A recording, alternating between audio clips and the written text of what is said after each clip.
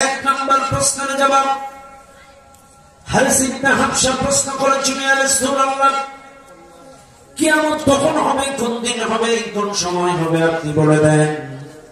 আল্লাহ কোরআন, ইন্নাল্লাহা ইনদাহু ইলমুস সাআ, নিশ্চয় কিয়ামতের জ্ঞানটা আল্লাহ ভালো জানে, কিয়ামতের খবরটা আল্লাহ ভালো রাখে। কখন হবে, কোন দিন হবে, কোন সময় হবে, এটা আল্লাহ ছাড়া এই পৃথিবীর কেউ জানে না। আল্লাহ আরেক জায়গায় বলেন সূরাতুল আ'রাফ, ইয়াসআলুনাকা আনিস সাআতি আইয়ানা মুরসাহা কুল ইন্নামা ইলমুহা ইনদা রাব্বি লা ইউজাল্লিহা লিওয়াক্তিহা ইল্লা হু সাকুলাত ফিস সামাওয়াতি ওয়াল আরদ লা তা'তিকুম ইল্লা বাগতা। সূরাতুল আ'রাফ আল্লাহ বলেন, নবীজি, এই দুনিয়ার মানুষ যদি তোমার কাছে কিয়ামত সম্পর্কে প্রশ্ন করে, এই দুনিয়ার মানুষ যদি কিয়ামত সম্পর্কে তোমার কাছে জানতে চায়, নবী তুমি বলে দাও, উল ইন্নামা ইলমুহা ইনদা রাব্বি, কিয়ামতের জ্ঞানটা, কিয়ামতের এজেন্টটা আমার আল্লাহ ভালো রাখে। এই দুনিয়ার মানুষ জানে না কখন কিয়ামত হবে, কোন দিন কিয়ামত হবে, কোন মুহূর্তে কিয়ামত হবে, এই দুনিয়ার মানুষ বলতে পারে না। কিন্তু শুনে নেন, আজকের এই মাহফিলে যারা আছেন, কিয়ামত যে হবে আপনাদের বিশ্বাস হয়? হয় হয় হয়? সবাই বলেন, কিয়ামতে উঠার ইচ্ছা আছে আপনাদের? শোনেন, কিয়ামতের বাস্তব চিত্র আজকে আমি আপনাদেরকে একটু বোঝাই। শুনে নেন দুনিয়ার মানুষ, কিয়ামতটাকে আমার আল্লাহ 7টা সেকশনে ভাগ করবেন। 7 সেকশনে কিয়ামতটা সংগঠিত করবেন। প্রথম সেকশনে আল্লাহ পাক ইসরাফিল আলাইহিস সালামকে ডাক দিবেন। ইসরাফিল, তুমি সিংহায় ফুৎকার দাও। ইসরাফিল আলাইহিস সালামের ফুৎকারে এই জমিন চূর্ণ বিচূর্ণ হয়ে যাবে। এই জমিনের সমস্ত কিছু একটা একটা উঠতে উঠতে বাড়ি খাবে। ওয়াইদাল জিবালু সুজ্জারাত, বড় বড় পাহাড়গুলো তুলার মতো উঠতে থাকবে। যেরকম পাপড়া গাছের তুলা, শিমুল গাছের তুলা বাতাসে যেমন উঠতে থাকে, যখন সিংহায় ফুৎকার দেওয়া হবে, এই বড় বড় পাহাড়গুলা 2 তলা, 3 তলা, 10 তলা, 20 তলা, 40 তলা, 50 তলা বিল্ডিং গুলা তুলার মতো উড়বে। একটার সঙ্গে একটা বাড়ি খাবে, পাহাড়গুলা বাড়ি খাবে। জমান পাতা, কয়লা, বালু, লোহা থাকবে না। একটার সাথে একটা বাড়ি খাইতে খাইতে একটা বালু কণা থেকে আর একটা বালু কণা পৃথক হয়ে যাবে, সব আলাদা হয়ে যাবে। فلا يستطيعون تمسية ولا إلى أهلهم يرجعون। এই দুনিয়ার মানুষগুলো কোনো ওসিয়ত করার সময় পাবে না। বাবা তার সন্তানকে ওসিয়ত করার চান্স পাবে না। বাবা তার সন্তানদেরকে ওসিয়ত করার সময় পাবে না। যে যে অবস্থায় থাকবে সে অবস্থায় কিয়ামত হবে। গরুর নাঙ্গল চষতেছেন, কিয়ামত হয়ে যাবে। গায়ে দোয়াচ্ছেন, কিয়ামত হয়ে যাবে। আপনি কাজ করতেছেন, চাকরি করছেন, কিয়ামত হয়ে যাবে। আপনাকে কিয়ামত আসছে বলে পূর্ব প্রস্তুতি নিয়ে ওযু গোসল করে তওবা করে রেডি হওয়ার চান্স আপনাকে দেওয়া হবে না। ইয়াউমা তারাউনাহা তাযহাবু কুল্লু মুরদিআতিন আম্মা আরদাআত ওয়া তাদউ কুল্লু যাতি হামলিন হামলাহা ওয়া তারান নাসা সুকারা ওয়া মা হুম বিসুকারা ওয়ালাকিন্না আযাবাল্লাহি শাদীদ। সূরাতুল হজ্জের 2 নম্বর আয়াত। কিয়ামতের ধাক্কা যখন লেগে যাবে, ও মুসলমান, এই দুনিয়ার কোন মানুষ, কোন মা তার সন্তানের কথা মাথায় রাখতে পারবে না।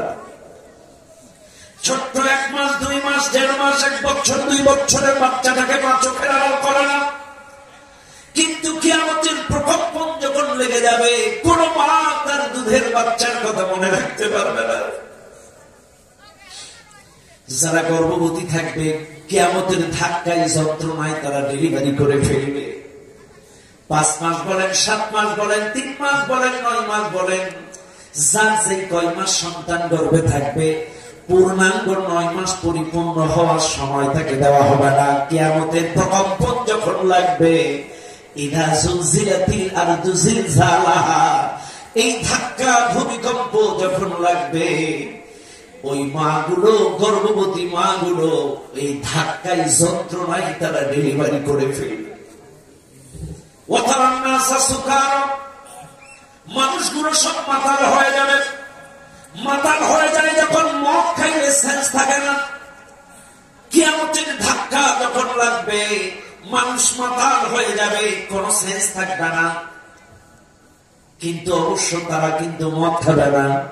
ও মুসলমান, কি ভয়ানক দৃশ্য! প্রথম ফুৎকারে জমিন চূর্ণ বিচূর্ণ করে দেবে, সব প্রাণীগুলো শেষ হয়ে যাবে।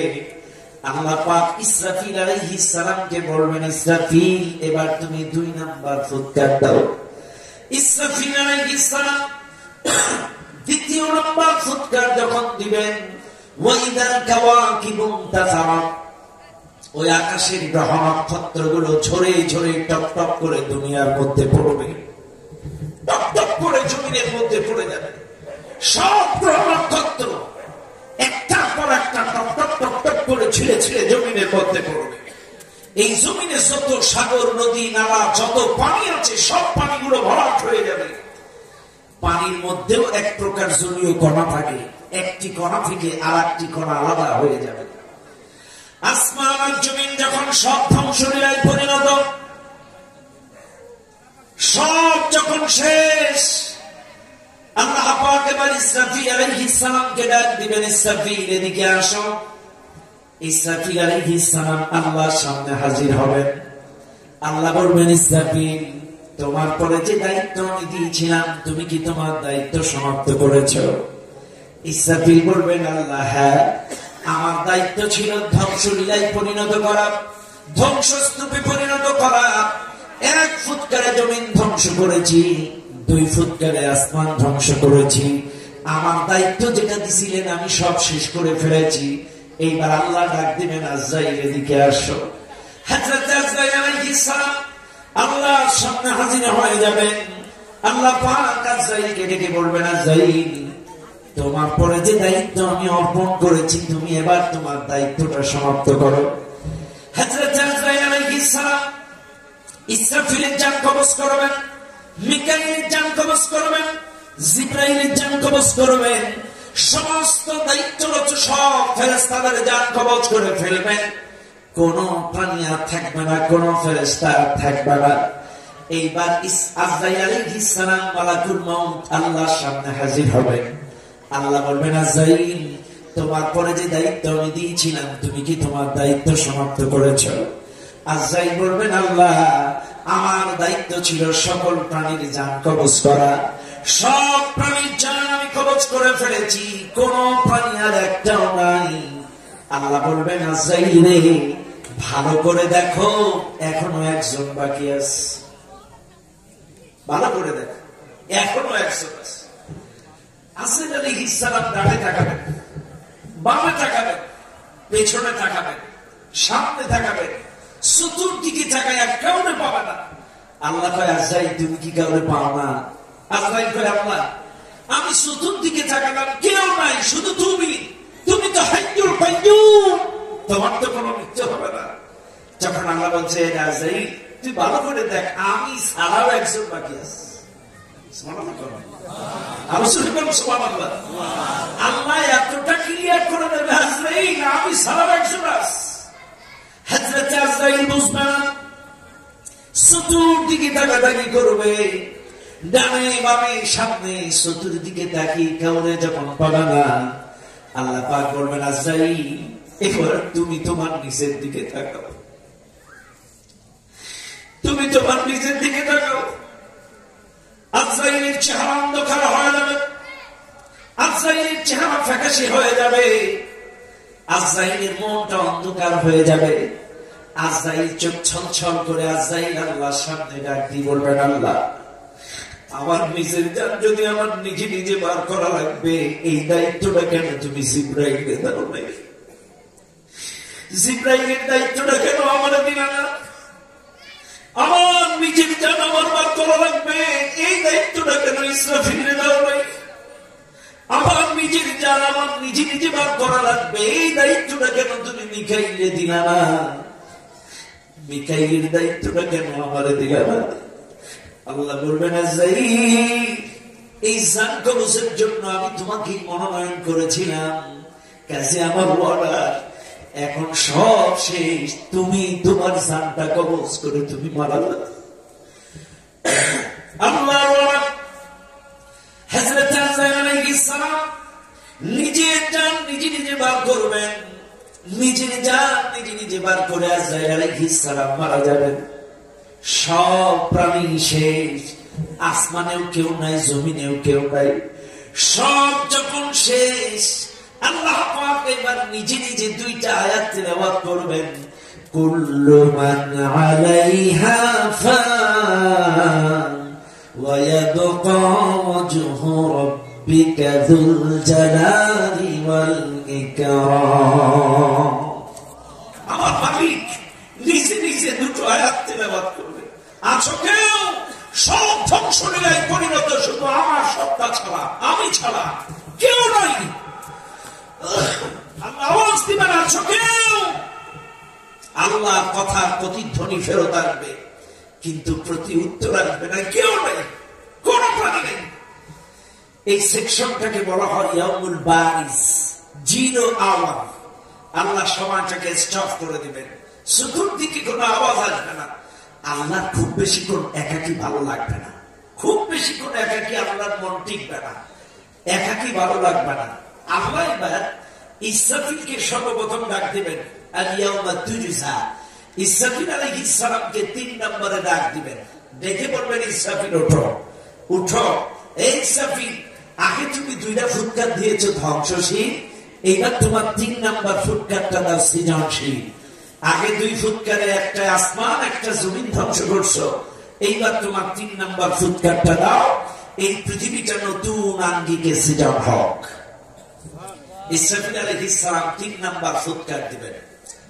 3য় নম্বর ফুৎকার দেওয়ার সাথে সাথে এই পৃথিবীটা নতুন আঙ্গিকে সৃজন হবে। যার কবর যেখানে ছিল, America, Bharat, Bangladesh, Thailand, Saudi, Dubai, মিশর, কাতার, যার কবর যেখানে, সবাই উঠবে নির্দিষ্ট ময়দানে, মহাসারে একত্রিত এক জায়গায় হয়ে যাবে, সব এক জায়গায় চলে আসবেন। খেয়াল করবেন এই ময়দানটা কেমন হবে। ভাইরে, আজকে তো আপনারা সূর্যটা দেখতে পান মাথার উপরে, এই সূর্যটা জমিন থেকে 9,30,00,000 মাইল উপর থেকে একটা ছিদ্র দিয়ে তাপ দেয়। আবারও বলছি, যেই সূর্যটা আমরা আকাশে দেখতে পাই, এই সূর্যটা জমিন থেকে 9,30,00,000 মাইল উপর থেকে একটা ছিদ্র দিয়ে তাপ দিচ্ছে। তাই আমরা সহ্য করতে পারি না, এসি লাগায়, এয়ার কুলার লাগায়, সিলিং ফ্যান, টেবিল ফ্যান, কত আধুনিক প্রযুক্তি। ভাইরে, একটু চিন্তা করেন, একটু যান না চোখ বন্ধ করে, সেই দিন ওই সূর্যটা মানুষের মাথা 1.5 হাত উপরে আসবে।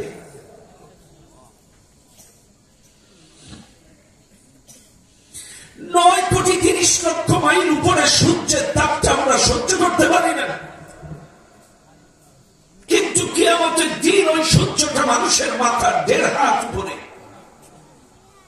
12টা মুখ দিয়ে তাপ দিবে। কেমনে সহ্য করবে? তোমাদেরকে বলছি, আজকে তোমাদেরকে আল্লাহর পথে, দ্বীনের পথে, কোরআনের পথে ডাকি, হেলাই ফেলাই সময় পার করে দাও। ফজরের নামাজটা ঘুমের মধ্যে কাটিয়ে দাও, হেলাই খেলাই সময় কাটিয়ে দাও। একবার চিন্তা করো, সেই দিনটা তুমি কেমনে সহ্য করবা?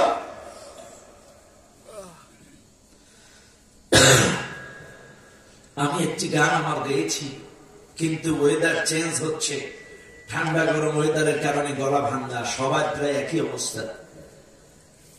ফজরের ক্ষণ গেল পরনি নামাজ, জোহরে ডুবে ছিলে নিয়ে শত কাজ, ফজরের ক্ষণ গেল পড়নি নামাজ, জোহরে ডুবেছিলে নিয়ে শত কাজ, হেলাই খেলাই গেল আসরের কাল, হেলাই খেলাই গেল আসরের কাল, মাগরিব পড়লে না নামাজির সাজ, ফজরের ক্ষণ গেল পড়নি নামাজ, জোহরে ডুবেছিলে নিয়ে শত কাজ, বিনোদনে কেটে গেল ঈশার সময়, এতটুকু জাগলো না কবরের ভয়, বিনোদনে কেটে গেল ঈশার সময়, এতটুকু জাগলো না কবরের ভয়, খুঁজলে না একবারও নাজাতের পথ, খুঁজলে না একবারও নাজাতের পথ, মুসলিম নাম নিতে পেলে না কোলাজ, ফজরের ক্ষণ গেল পড়নি নামাজ, জোহরে ডুবেছিলে নিয়ে শত কাজ। কথা বলেন ঠিক না বেটি? যুবক, তোমাদেরকেই বলছি, যৌবনকালটা হেলাই ফেলাই নষ্ট করো না। যৌবনকালের এক সেজদা বৃদ্ধকালের 70 সেজদার সমান। আবারও বলছি, যৌবনকালের এক সেজদা বৃদ্ধকালের 70 সেজদার সমান। কেন বললাম? এটার একটা যুক্তি দেওয়া যায়। সাপোজ আমার বাম পাশে বসা আছে, মনে করেন 90 বছরের দাদা, জাস্ট আজকে মাহফিলের সভাপতি, সর্বশ্রদ্ধাভাজন ব্যক্তিত্ব। আমি আমার বাজানকে নিয়ে উদাহরণটা দিচ্ছি। মনে করেন 90 বছরের দাদা, যদিও বয়স এত হয়নি, জাস্ট উদাহরণ। আমার বাম পাশে 90 বছরের দাদা, আর ডান পাশে যিনি আছেন মনে করেন ওনার বয়স মাত্র 5 মাস। কয় মাস? খেয়াল করেন, 90 বছরের দাদার গালেও দাঁত নাই, 5 মাসের বাচ্চার গালেও কি নাই? দাঁত নাই, দুজনেই ফোকলা। খেয়াল করেন। এখন আসেন, এই 5 মাসের বাচ্চাটাকে যদি আমি কাতুকুতু শুশুড়ি দেই, বাচ্চাটা হাসবে না? হা হা করে হাসবে। দেখবেন এই ফোকলা দাঁতের হাসি এত মজা লাগে, পাত থেকে মাথা পর্যন্ত দাদা দাদি, মামা মামি, নানা নানি খালু খালু চুমা খায়। কথা না? ফোকলা দাঁতের এই বাচ্চার হাসিটা এত মজাদার, পায়ের থেকে মাথা পর্যন্ত মানুষ চুমা খায়। আচ্ছা, বাদ দিলাম। 4-5 মাসের বাচ্চার গালে দাঁত নাই, হাসি দেখে চুমা খাইলে বড্ড মজা। এইবার আসেন, আমার 90 বছরের দাদার গালেও একটা দাঁত নাই। এবারে যদি দাদারে শুশুড়ি দেয় আর দাদাও যদি হাসে, আপনারা বলেন কয়জনা চুমা খাবেন? কথা বলেন, কেন খাবেন না? কেন? প্রশ্ন। এই বাচ্চাটার গালেও দাঁত নাই, দাদার গালেও দাঁত নাই, বাচ্চার হাসি দেখলে চুমা খাইলেন, আর দাদার হাসি দেখলে কেন? কারণ এই বাচ্চার হাসিটা মজাদার, বড্ড আকর্ষণীয়, কিন্তু এই দাদার হাসিটা মজা লাগে না, আরো গন্ধ গালে। খেয়াল করেন, এইটার উদাহরণ দিচ্ছে এইভাবে, যৌবনকালের ইবাদতটা আমার আল্লাহর কাছে ওই বাচ্চার হাসির মতো আকর্ষণীয়। কেন বলেন তো? কারণ আপনার শক্তি আছে, দাঁত আছে, শরীর সুস্থ, যৌবন। সুবহান রাব্বিয়াল আ'লা, সুবহান রাব্বিয়াল আযীম, সামিআ আল্লাহু লিমান হামিদা। স্পষ্ট করে তাসবিহগুলো আদায় করবেন, স্ট্রংলি রুকুয়ে যাবেন, স্ট্রংলি সিজদায় যাবেন, 100% সব ঠিক। কিন্তু বয়সকালে দাদার তো দাঁত নাই, রুকুই যায় কি করবে?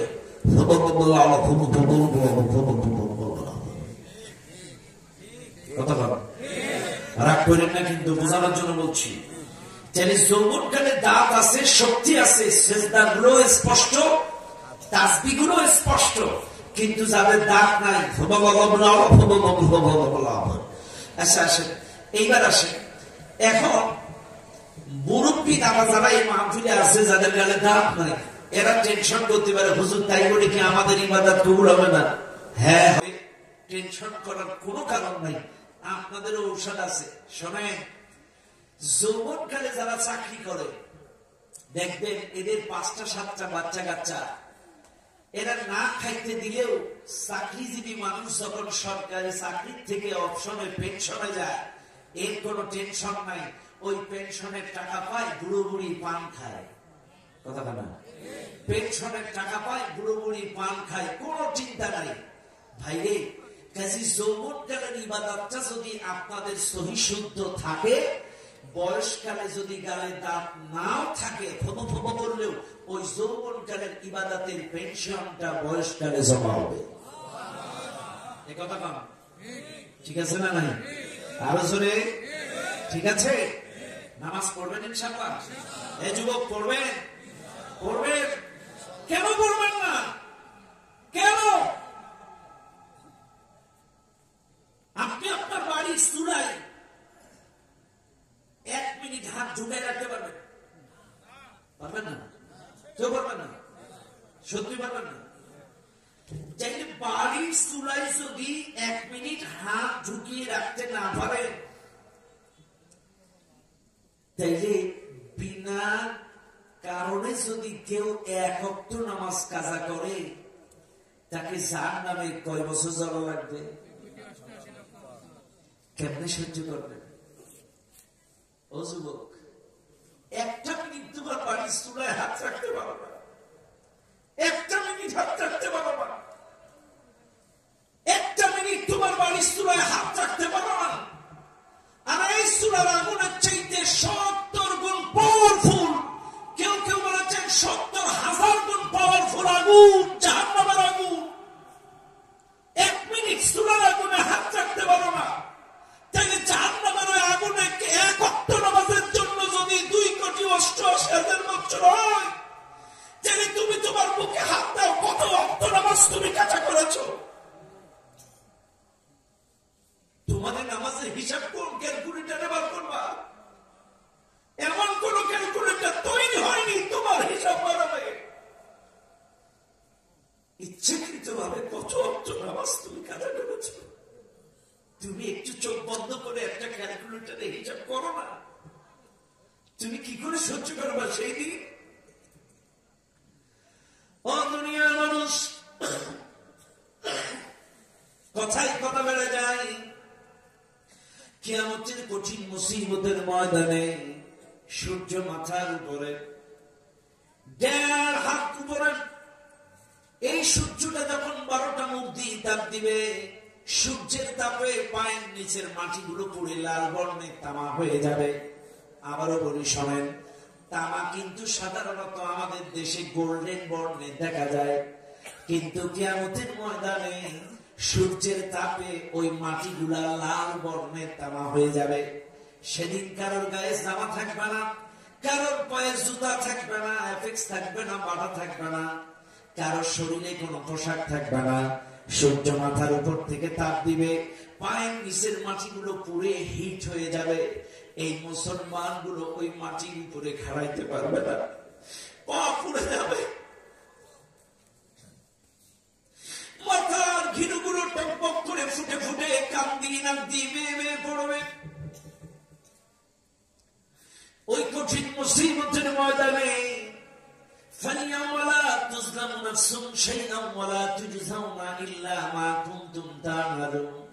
সেদিন কারোর প্রতি কোন জুলুম করা হবে না।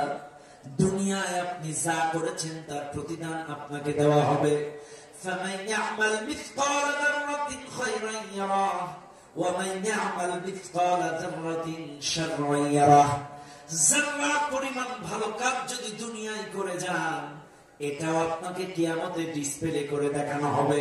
এটার উদাহরণ দেখায়, এই দুনিয়ায় যখন বিশ্বকাপ, ওয়ার্ল্ড কাপ, ক্রিকেট বলেন, ফুটবল খেলাগুলো যখন হয়, এ দেশের যুবকেরা 14 ইঞ্চি 18 ইঞ্চি টেলিভিশনে এই খেলা দেখে মন ভরে না।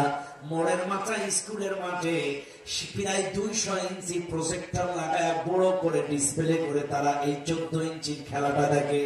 আমার আল্লাহ বলে, বান্দা, যারা পরিমাণ ভালো কাজ যদি তুমি করো সেটাও তোমাকে ডিসপ্লে করে দেখানো হবে, যারা পরিমাণ খারাপ কাজ যদি করো সেটাও তোমাকে ডিসপ্লে করে দেখানো হবে। যারা অর্থ কি? জাররার অর্থ হলো এই মাথার থেকে কেউ যদি একটা চুল ওঠায়, এই চুলের গোড়ায় একটা সাদা বোটা থাকে, এই সাদা বোটাটাকে 10,000 ভাগ করলে এক ভাগকে বলা হয় জাররা। বুঝলেন না আপনারা?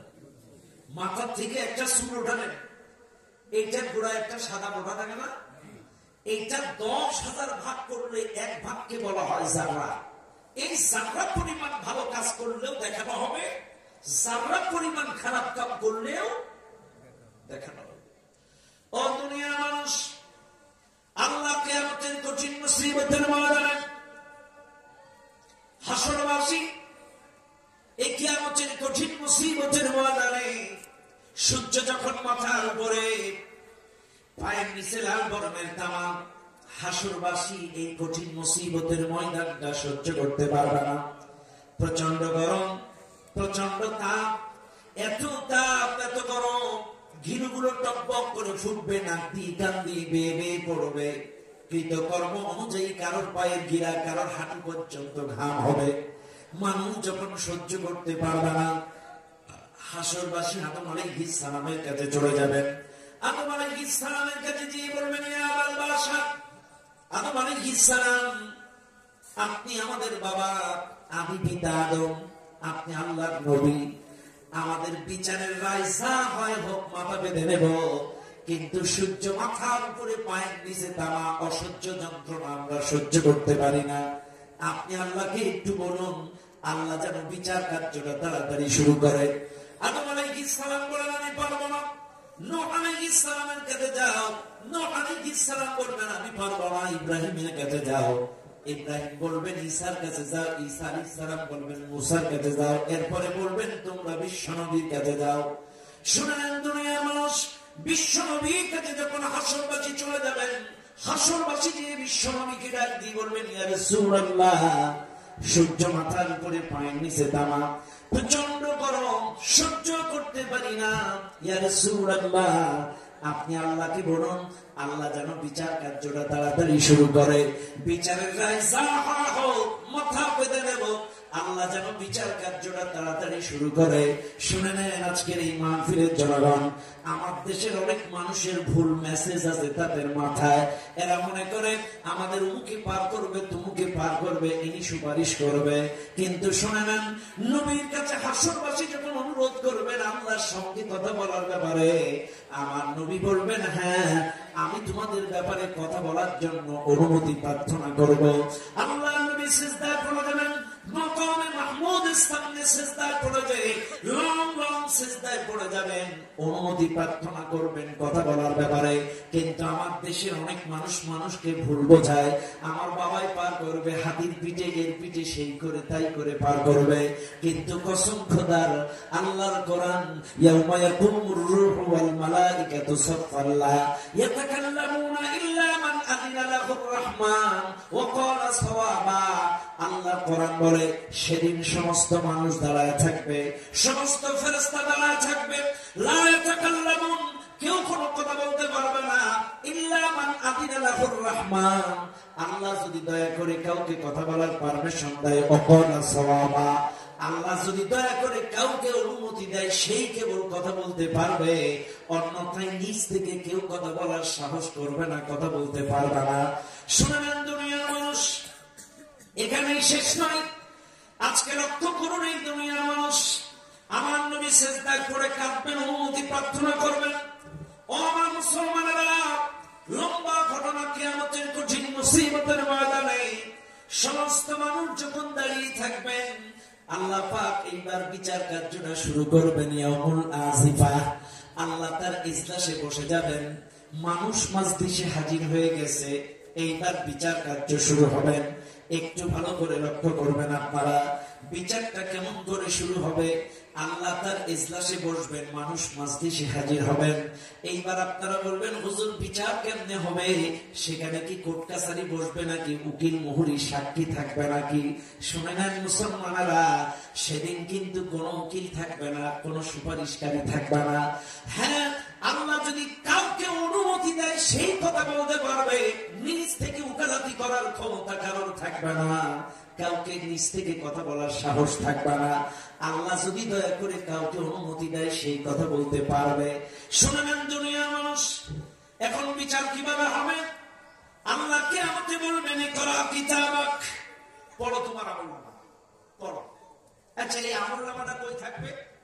এখানেও দলিল আছে, শোনেন আপনারা বলবেন হুজুর এত গুনাহ করেছি জীবনে, এর কোনো প্রমাণ নেই। রাতের অন্ধকারে পরকীয়া, এরে মেরেছি, এরে খুন করেছি, এরে গুম করেছি, এর টাকা পাচার করেছি, এই দুর্নীতি করেছি, কোন প্রমাণ নেই। আল্লাহ কি করে বাইর করবে? শোনেন, ওয়াকুল্লা ইনসানিন আলজামনাহু তাইরাহু ফি উনুকিহি ওয়া নুখরিজু লাহু ইয়াওমাল কিয়ামাতি কিতাবান ইয়ালকাহু মানশুরা। সূরা বনী ইসরাঈল আল্লাহ পাক বলছেন কিয়ামতের দিন মানুষে 15 নম্বর পারায়, শোনেন কয় নম্বর পারায়? 15 নম্বর পারার 2 নম্বর পৃষ্ঠায় সূরা বনী ইসরাঈলের আয়াত। আল্লাহ বলছেন আমি যখন দুনিয়ায় মানুষ সৃষ্টি করে পাঠিয়েছিলাম, প্রত্যেকটা মানুষের হুকুমের নিচে একটি করে, এটা হচ্ছে 13 নম্বর আয়াত, সূরা বনী ইসরাঈলের 13 নম্বর আয়াত। ওয়াকুল্লা ইনসানিন আলজামনাহু তাইরাহু ফি উনুকিহি, আমি যখন দুনিয়ায় মানুষ সৃষ্টি করে পাঠিয়েছিলাম, প্রত্যেকটা মানুষের হুকুমের নিচে একটা করে মেমোরি আর ক্যামেরা লাগাইছি। খেয়াল করেন, আপনারা মনে করেন এরা ও আবিষ্কার করেছে, সে আবিষ্কার করেছে, মোবাইল বানাইছে, মেমোরি বানাইছে, আন্ডা বানাইছে। কোরআন ছাড়া বিজ্ঞান এক চুল চলার ক্ষমতা রাখে না। আরে আপনারা এই টাচ মোবাইল পাইছেন 20 বছর আগে, ক্যামেরা, মোবাইল, মেমোরি এগুলো যে ছিল আগে জানতেন? কিন্তু আল্লাহ 1500 বছর আগে বলেছে তাইরাহু ফি উনুকিহি, এই জায়গাটায় আমি একটা করে মেমোরি, একটা ডিভাইস, একটা ক্যামেরা সেটআপ করে দিয়েছি। কেন দিয়েছি? তুমি 60 বছর 70 বছর এই দুনিয়ায় যত যা কিছু করবা সব এই মেমোরিতে রেকর্ড হয়ে যাবে। ইয়াউমাল কিয়ামাতি কিতাবান ইয়ালকাহু মানশুরা, সেদিন আমি হুকুমের নিচে ওই যে একটা সিকন কাটা দিয়ে যেমন আস্তে করে টিপ দিলে একটা ট্রে বাইরে, ওতে একটা মেমোরি থাকে, একটা সিম থাকে। তো আমিও আল্লাহ কিয়ামতের দিনে জায়গায় টিপ মারবো, ইয়াউমাল কিয়ামাতি কিতাবান ইয়ালকাহু মানশুরা, এখান থেকে ওই মেমোরিটা, ওই ডিভাইসটা বেরিয়ে যাবে, ওই আমলনামাটা বেরিয়ে যাবে। আল্লাহ এবার বলবেন ইকরা কিতাবাক, পড়ো তোমার আমলনামা। খেয়াল করেন, আল্লাহ বলবেন পড়ো। কাফা বিনাফসিকা আল-ইয়াওমা আলাইকা হাসিবা, তোমার আমলনামা পড়ার জন্য তুমি যথেষ্ট, পড়ো। লা যুলমা আল-ইয়াওম, আজকের দিনে কারো উপরে কোনো জুলুম করবো না, পড়ো। এই বান্দাগুলো আমলনামা হাতে নেবেন। ইয়াওমা তাজিদু কুল্লু নাফসিন মা আমিলাত মিন খায়রিন মুহতারাম ওয়া মা আমিলাত মিন সুইন তাওয়াদ্দু লাও আন্না বাইনাহা ওয়া বাইনাহু আমাদান বাঈদা। এরা আমলনামা হাতে নিয়ে দেখবে আমাদের জীবনের ভালোগুলো আছে, মন্দগুলো আছে। লা ইউগাদিরু সগীরাতান ওয়ালা কাবীরাতান ইল্লা আহসাহা, আমার জীবনের ছোট কাজগুলো, বড় কাজগুলো সব এখানে আছে। কি কিতাবে? মালিহাদাল কিতাব, কি ধরনের আমলনামা, কি ডিভাইস, কিচ্ছু বাদ যায়নি। বান্দা আমলনামা হাতে নেবে, হাতে নিয়ে এবার পড়বে, এরে ধরবে মান, এরে বাড়ি ছাড়া, এই জিনা করা, পরকিয়া করা, রাতের বেলায় chatting matting, blue film, TikTok, reel video. তখন সবাই কিন্তু সমান না, বুঝেন? বুঝাচ্ছি কিন্তু কিয়ামতের বাস্তব চিত্রটা কেমন হবে এটা বুঝাচ্ছি। এগুলো যখন ও দেখবে, কিছু কিছু চালাক থাকবে, বাটপার, হাতের 5টা আঙ্গুল সমান হয় না। খেয়াল করে, সবাই কিন্তু সমান হয় না। কিছু কিছু লোক আছে কিয়ামতের দিন আমলনামা দেখি বলবে আল্লাহ এগুলো আমরা করিনি, তোমার ফেরেশতারা বাড়ায় বাড়ায় গেছে। খেয়াল করে কি বলবে? ওই যে দুনিয়ায় চোরের মার বড় বালা, নিজে চুরি করে আর একজনের ঘাড়ে দোষ চাপাইত, নিজে দুর্নীতি করে আর একজনের দুর্নীতির দোষ খাপে চাপাইয়া দিত, নিজে খুন করে আর একজনের খুনি বানাইতো। এই মোট কথা নিজে স্বীকার করতো না, সাফাবাজি করে এটা কাটাই যেত। এই বদ অভ্যাসটা কিয়ামতেও যাবে না। কিয়ামতে আল্লাহ বলে আল্লাহ আমরা করিনি, তোমার ফেরেশতারা বাড়ায় বাড়ায় লিখছে। আল্লাহ বলবে তাই? বলছে হ্যাঁ, এগুলো আমরা করিনি, ফেরেশতারা বাড়ায় বাড়ায় লিখছে। আল্লাহ বলবেন ঠিক আছে, আমার লাগানো মেমোরি কার্ডে যদি ভুল রেকর্ড হয়, আমার ফেরেশতারা যদি বেশি বেশি বানায় লেখে, তাই আমলনামা বন্ধ কর। আল-ইয়াওমা নাখতিমু আলা আফওয়াহিহিম ওয়া তুকাল্লিমুনা আইদিহিম ওয়া তাশহাদু আরজুলুহুম বিমা কানু ইয়াকসিবুন। বান্দা যখন অস্বীকার যাবে এটা আমি করি নাই, তোমার ফেরেশতারা বাড়ায় লিখছে, যখন আল্লাহ বলবে আমলনামা, মুখে মারবে মোহর, জবানটা আটকে দিবে, তুকাল্লিমুনা আইদিহিম, এই হাতের জবান খুলে যাবে, ওয়া তাশহাদু আরজুলুহুম, এই পা এই হাত সাক্ষ্য দেবে। হাত বলবে আল্লাহ এক এক সিগনেচারে 20-30 হাজার করে মেরেছে, কথা না? এই হাত দিয়ে 20-30 হাজার করে ছেড়েছে। জনগণের সম্পত্তি, ভাইয়ের জমি, বোনের জমি, প্রতিবেশীর জমি, এই হাত দিয়ে 2 নম্বরই করে জাল দলিল করে লিখে নিয়েছে। এই হাত দিয়ে অবৈধ নারীকে স্পর্শ করেছে, এই হাত দিয়ে বান্ধবীকে ধরেছে, এই হাত দিয়ে ভাবিকে স্পর্শ করেছে, এই হাত দিয়ে লোকের কাছে রাম কাঁঠাল চুরি করেছে, এই হাত দিয়ে যত গুনাহ করেছে, এই হাত কিয়ামতের দিন জবান খুলে যাবে, প্রত্যেকটা কথা বলে দেবে। ওয়া তাশহাদু আরজুলুহুম, আপনার পা বলে দেবে আপনি কোন পার্কে গিয়েছেন এই পাও দিয়ে, কোন গার্ডেনে, কোন সিনেমা হলে, রাতের অন্ধকারে পরকিয়া করতে কার বাড়ি গিয়েছেন, কার স্বামী কার স্ত্রী বাড়ি ছিল না, কার স্বামী বাড়ি ছিল না, রাতের অন্ধকারে এই পাও দিয়ে আপনি কোন বাড়ি গিয়েছেন, পাও বলে দেবে। ইন্নাস সামআ ওয়াল বাসার ওয়াল ফুআদা কুল্লু উলাইকা কানা আনহু মাসউলা। তোমার চোখকে প্রশ্ন করবে, তোমার কানকে প্রশ্ন করবে, তোমার প্রত্যেকটা অঙ্গ প্রত্যঙ্গকে কিয়ামতে প্রশ্ন করবে। হাত তুমি কি করেছো, পাও তুমি কই গেছিলা, কান তুমি কি শুনেছো, চোখ তুমি কি দেখেছো, প্রত্যেকটা অঙ্গ প্রত্যঙ্গকে প্রশ্ন করবে, প্রত্যেকটা অঙ্গ প্রত্যঙ্গকে। যুবক তোমাদেরকে বলছি, এই চোখকে প্রশ্ন করবে, চোখ দিয়ে তুমি কি দেখেছ। শুনে নেন আজকের এই মাহফিলের জনগণ, এই চোখ দিয়ে যদি অশ্লীল কোন দৃশ্য দেখে থাকেন, কোন পরনারীকে যদি বেগানা নারীকে দেখে থাকেন, এই চোখ দিয়ে যদি blue film, pornography, reel video, TikTok গুলো দেখে থাকেন, এই চোখ কিয়ামতে আল্লাহর সামনে পাই পাই করে তোমার সব হিসাব দিয়ে দেবে। কানের মধ্যে ইয়ারফোন লাগায় কি গান শুনেছো, কোন মেয়ের সাথে কার স্ত্রীর সাথে কথা বলেছো ঘন্টার পর ঘন্টা, এই কান কিন্তু কিয়ামতের ময়দানে সব কথা আল্লাহর সামনে বলে দেবে। আল্লাহ কোরআন কুল লিল মুমিনিনা ইয়াগুদ্দু মিন আবসারিহিম ওয়া ইয়াহফাযু ফুরুজাহুম, আল্লাহ বলেন নবী তুমি মুমিন পুরুষদেরকে বলে দাও তারা যেন তাদের চক্ষু নিম্ন করে লজ্জাস্থানের হেফাজত করে। এখানে আল্লাহ শুধু পুরুষদেরকে বলেন নাই, নারীদেরকেও বলেছেন ওয়া কুল লিল মুমিনাতি ইয়াগদুদনা মিন আবসারিহিন্না ওয়া ইয়াহফাযনা ফুরুজাহুন্না ওয়া লা ইউবদিনা যিনাতাহুন্না।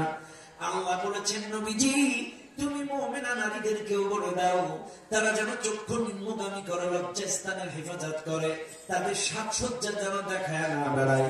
এই মাহফিলে যারা আছেন আপনি বলবেন হুজুর এই কথাটা বলার কারণ কি? এই কথাটা বলার কারণ শুনবেন দুনিয়ার মানুষ, আল্লাহ কোরআন বলে মুমিন তোমরা চোখের হেফাজত করো। ও মুসলমান নবী বলেন যে মুমিন মুমিনা নারী পুরুষ চোখের হেফাজত করবে, বেগানা কিছু দেখবে না, অশ্লীল কিছু দেখবে না। আল্লাহর নবী বলেন ওই ইমানদার মৃত্যুর সময় অটোমেটিক কালেমা শাহাদাত নসিব হয়ে যাবে যদি নজরের হেফাজত করতে পারে। এই চোখ দিয়ে খারাপ কিছু দেখবো না, অশ্লীল কিছু দেখবো না, বেগানা নারীকে দেখবো না, ব্লু ফিল্ম দেখবো না, পর্নোগ্রাফি দেখবো না। এই চোখের হেফাজত যারা করবে এদের জবান দিয়ে অটোমেটিকলি কালেমা শাহাদাত মৃত্যুর সময় নসিব হয়ে যাবে। আর যারা নামাজ পড়েছে, রোজা করেছে, হজ করেছে, কিন্তু পর্নোগ্রাফি ছাড়া নাই, সিনেমা ছাড়া নাই, বড় ফিল্ম ছাড়া নাই, জেনা ছাড়া নাই, পরকীয়া ছাড়া নাই, আল্লাহর কসম যতই নামাজ পড়ুক মৃত্যুর সময় কারবার জবান দিয়ে জুটবে না। ইন্না সলাতা তানহা আনিল ফাহশাই ওয়াল মুনকার।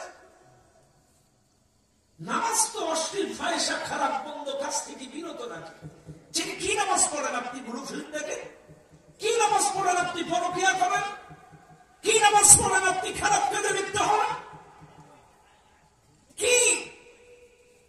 আরে পবিত্রতা তো দুই প্রকার, একটা হলো আত্মার পবিত্রতা, আর একটা হলো বাহ্যিক পবিত্রতা। শোনেন, বাহ্যিক পবিত্রতা হয় ওযু আর গোসলে, আর আত্মার পবিত্রতা হয় হালাল খাদ্য খাবার, শিরক মুক্ত, বিদআত মুক্ত ইবাদতের মাধ্যমে।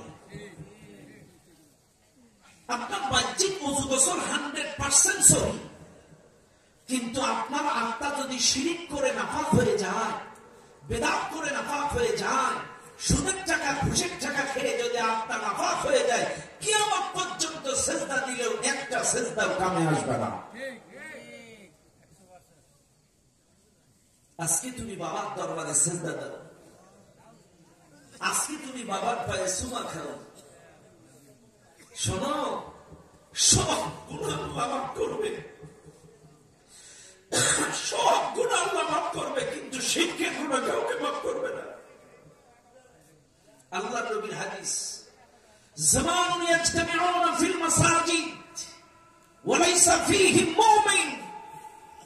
নবী বলেন, শেষ জামানার মানুষগুলো মসজিদে যাবে, জমা হবে, নামাজ পড়বে, জিকির করবে, কিন্তু এদের মধ্যে মুমিন খুঁজে পাওয়া যাবে না। কেন যাবে না? ওমা কানা ইউমিনু আকসারুহুম বিল্লাহি ইল্লা ওয়াহুম মুশরিকুন। এরা অধিকাংশ ঈমান আনার পরেও মুশরিক থাকবে। কেন মুশরিক থাকবে? এরা নামাজ পড়ে মসজিদে, জিকির করে মসজিদে, সব মসজিদে, আর কিছু দরকার হলে বাবার দরবারে। এই কথা বল না?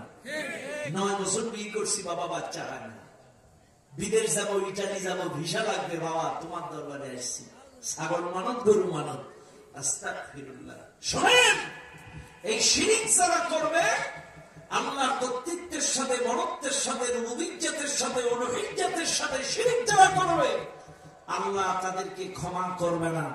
আর এরা যদি ওই শিরক করে মুশরিক অবস্থায় মারা যায়, এদের জন্য ঈমানদারদের দোয়া করতেও নিষেধ করেছে। মা কানা লিন-নাবিয়্যি ওয়াল্লাযীনা আমানু আন ইস্তাগফিরু লিল মুশরিকিন ওয়ালাউ কানু উলি কুরবা মিন বা'দি মা তাবায়্যানা লাহুম। আল্লাহ বলেন, নবী, ঈমানদারদের উচিত নয় মুশরিকের জন্য দোয়া করা। ওয়ালাউ কানু উলি কুরবা মিন বা'দি মা তাবায়্যানা লাহুম। সে যদি তোমার পরিবারের সদস্য হয়, মা হয়, বাবা হয়, একজন ঈমানদার উচিত নয় মুশরিকের জন্য দোয়া করা। সব হাদিস, সব ফতোয়া, সব ওয়াজ, সব মাসলা সব জায়গায় দেওয়া ঠিক না, কিন্তু শিরকটা কত বড় জঘন্যতম গুনাহ এটা বোঝানোর জন্য একটা ছোট্ট হাদিস আপনাদেরকে বলা যায়। কিয়ামতের কঠিন মুসিবতের ময়দানে, কঠিন মুসিবতের ময়দানে ইব্রাহিম আলাইহিস সালামের বাবা আজর ছিল মুশরিক। আজর মূর্তি বানাতো, শিরক করত, পূজা করত, মুশরিক ছিল। ইব্রাহিম আলাইহিস সালামের বাবাকে কিয়ামতের ময়দানে ফেরেশতারা গলায় রশি দিয়ে জাহান্নামের দিকে টানতে টানতে নিয়ে যাবে। কি দিয়ে? গলায় রশি দিয়ে টানতে টানতে নিয়ে যাবে। ফেরেশতারা যখন টানতে টানতে নিয়ে যাবে, ইব্রাহিম আলাইহিস সালাম এই দৃশ্য দেখার পরে তার চেহারাটা অন্ধকার হয়ে যাবে। ইব্রাহিম আলাইহিস সালামের চেহারাটা মলিন হয়ে যাবে। ইব্রাহিম আলাইহিস সালাম ডাইরেক্ট দোয়া করবে না, ডাইরেক্ট কিছু বলবে না, কিন্তু আসমানের দিকে, আরশের দিকে তাকায়া মনে মনে বলবে, আল্লাহ তুমি তো বলেছিলে তোমার বন্ধুদের বেইজ্জতি করবা না। আমার বাবাকে লক্ষ কোটি মানুষের সামনে গলায় রশি দিয়া জাহান্নামে নিয়ে যায়, এটি কি আমার জন্য প্রেস্টিজের ব্যাপার না? আল্লাহ মনের কথাটা শুনে বলবেন, ইব্রাহিম আমি বুঝছি তোমার বাবার গলায় রশি দিয়ে নিয়ে গেছে, তোমার খারাপ লাগছে। ইব্রাহিম তোমার যাতে খারাপ না লাগে আমি ব্যবস্থা করে দিয়েছি, তুমি নিচের দিকে তাকাও।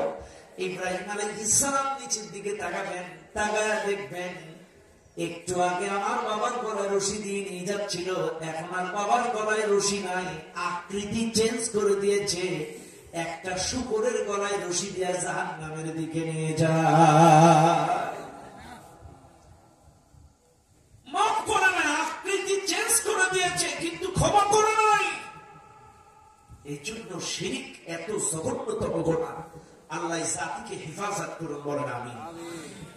ভাইরা আমার, বাবাজিরা আমার, কিয়ামতের কঠিন মুসিবতের ময়দানে প্রত্যেকটা অঙ্গ প্রত্যঙ্গ যখন সাক্ষ্য দিবে, হাত যখন মানুষের বিপক্ষে যাবে, পা যখন বিপক্ষে যাবে, চোখ যখন বিপক্ষে যাবে, কান যখন বিপক্ষে যাবে, কথায় কথা বেড়ে যায়। তোমাদেরকে বলছিলাম চোখের হেফাজত করলে ঈমানের কালিমা জুটবে, কালিমা শাহাদাত জুটবে। আর যদি তোমরা পর্নোগ্রাফি, অশ্লীল সিনেমা, নাটক, পর্ন, বেহায়া কিছু দেখো, ঈমানের কালিমা জুটবে না। তার একটা বাস্তব উদাহরণ বাংলাদেশের ঘটনা তোমাদেরকে একটু শোনাই যুবক।